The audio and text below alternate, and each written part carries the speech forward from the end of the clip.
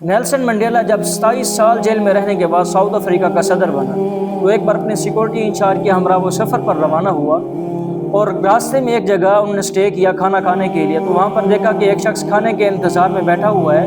تو Nelson Mandela نے اپنے سیکورٹی انچارج سے کہا اسے بھی بلا لو, یہ بھی ہمارے ساتھ آ کر کھانا کھا لے. اس شخص کو بلایا گیا, کھانا کھایا, لیکن کھانا کھاتے ہوئے اس کے ہاتھ کانپتے رہے. نیلسن منڈیلا سے اس سیکورٹی انچارج نے کہا کہ سر مجھے لگتا ہے کہ یہ شخص بہت زیادہ بیمار تھا جس کی وجہ سے اس کے ہاتھ کانپ رہے تھے.